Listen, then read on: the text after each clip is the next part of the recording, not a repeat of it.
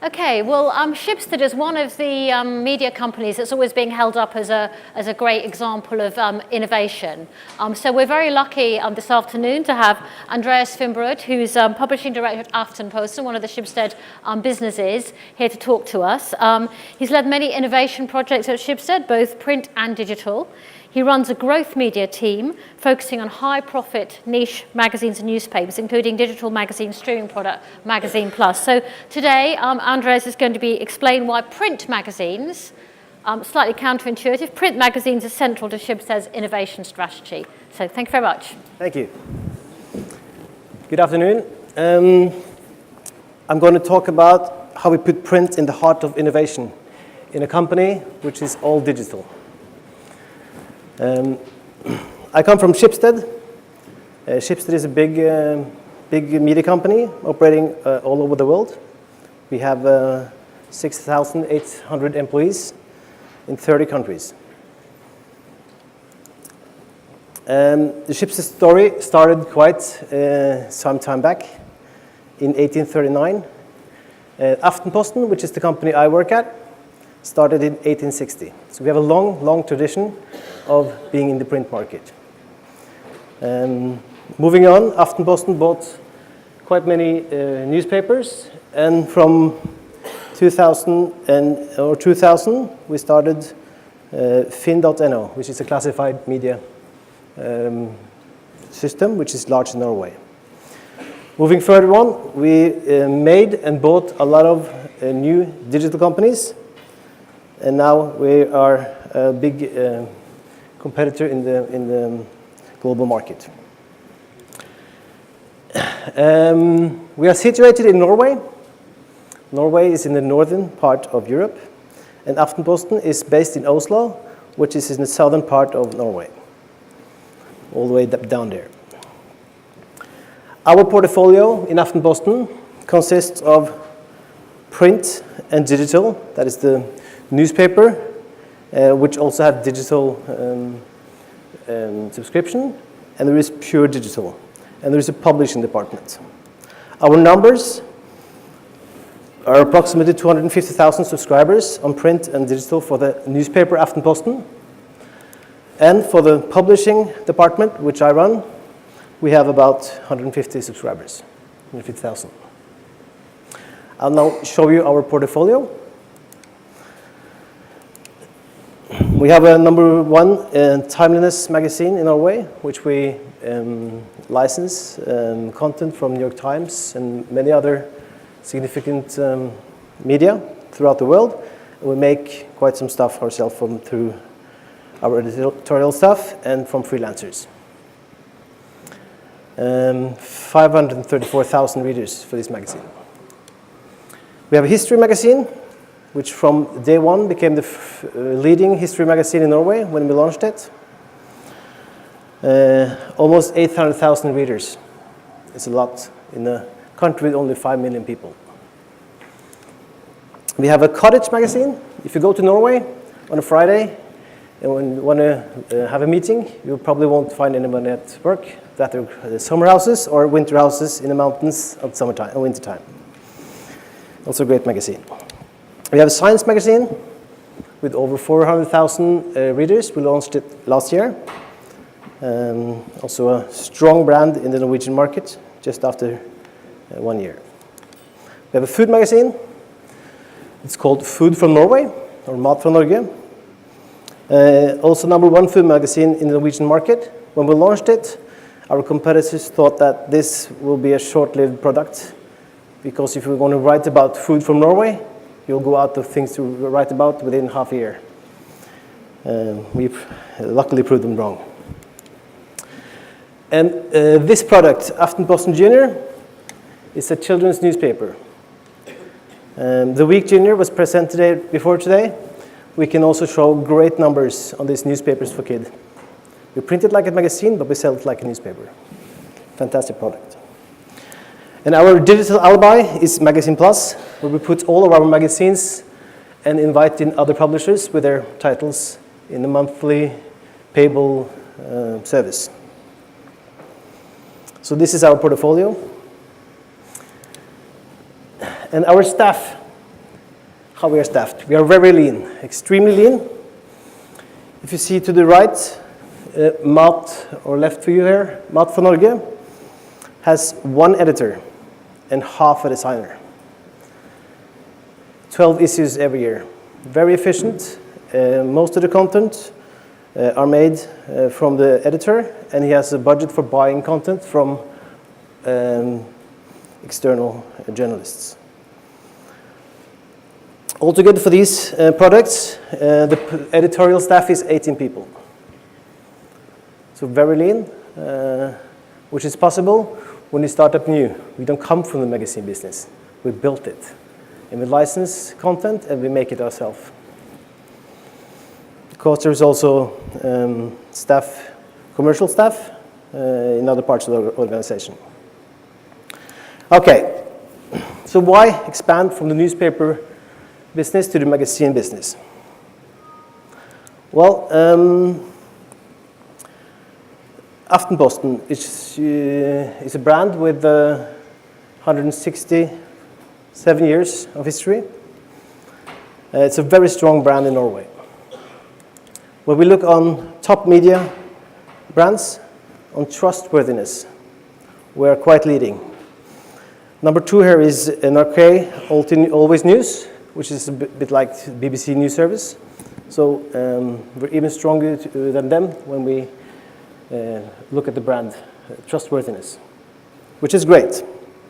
Then you have a fantastic foundation for building trustworthy content into new products.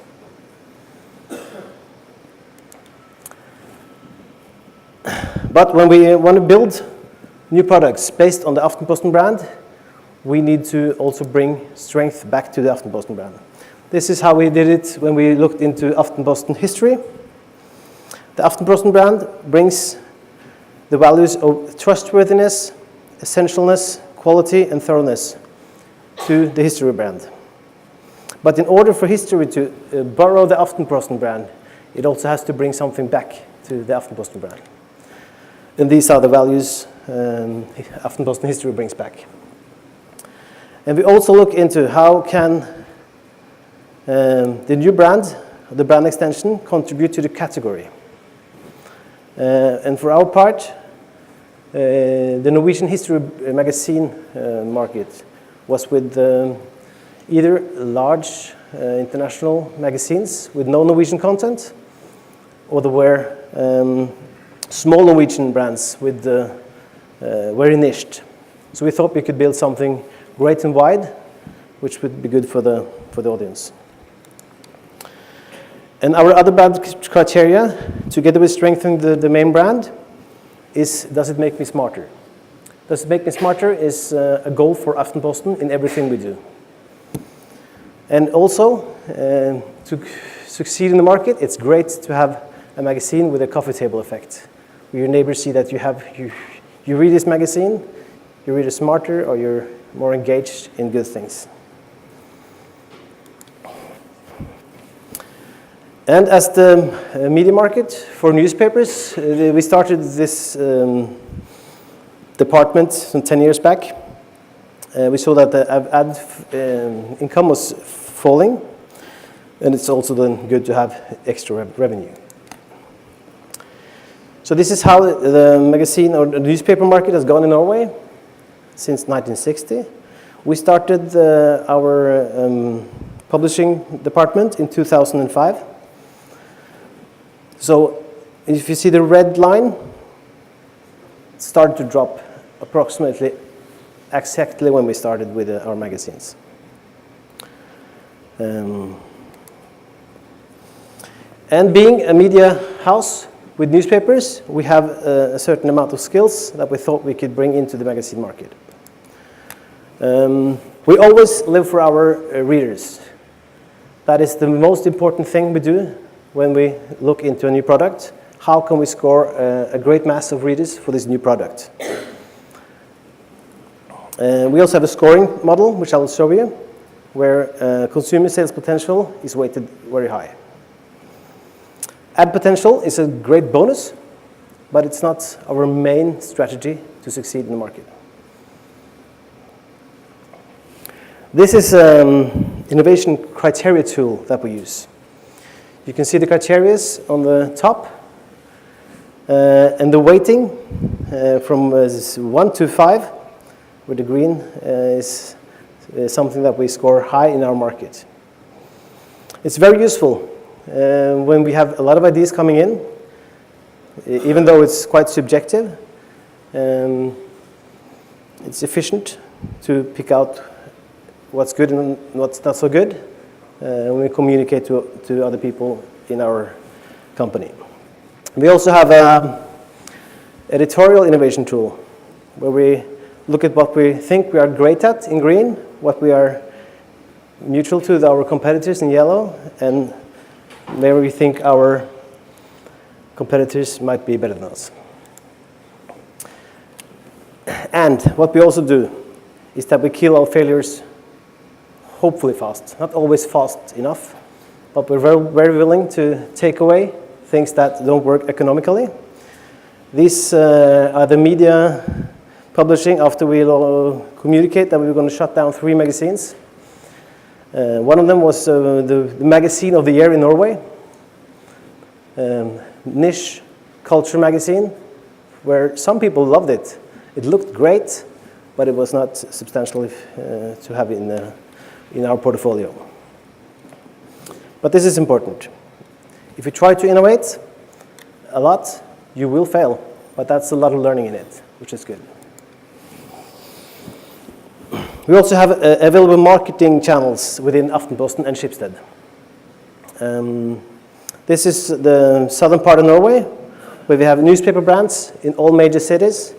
We have Classified in Finn. We have Let's Deal, which is another engine we can use for marketing. And we have VG tabloid. All these together are efficient tools to build new brands to Norway. And we have a large subscription base. This is also very important for us. It all started with Aftenposten, which was one base, which we could use a lot in our marketing. Now we have a lot of products, and we cross-sales across all these databases. That means before, Aftenposten was the great part to make new products. Now the new products give leads back to Aftenposten. So it's a win-win situation, not only for the brand, but also how we can get leads for selling our newspaper. And finally, we have distribution. Distribution can be bought. We are lucky enough to have the newspaper as a start. We have a delivery through the part of Norway around Oslo, and we buy from other newspapers throughout the country. I don't know if this is unique for Norway, but being able to compete with the postal service is very nice to have as a bargaining point also through the postal service. Okay, so we've been running now for some years. I will be frank with you with our numbers. We have approximately 150,000 subscribers. It's been growing every year, actually from before 2010 as well, which is fantastic. We have 18% increase last year, and we will also increase this year. We did actually have a higher subscription base in 2015 before we shut down 3 magazines. But we're not profitable. If it's not profitable, we don't need it in our portfolio. Money-wise, it's been a fantastic development. You see the numbers here. We're passing 107 million. That's about 10 million pounds last year. And our margins has gone straight up as we have been growing and building larger audiences. So I think last year we had 30% margin. This year we're looking at a higher margin than that. So this is a good thing for us as other incomes are falling. So I hope this was a good thing. I hope some of my ideas, our ideas, can be used by other publishers for brand extensions. Us moving from newspapers to magazines Others moving maybe the other way or other ways. Thank you.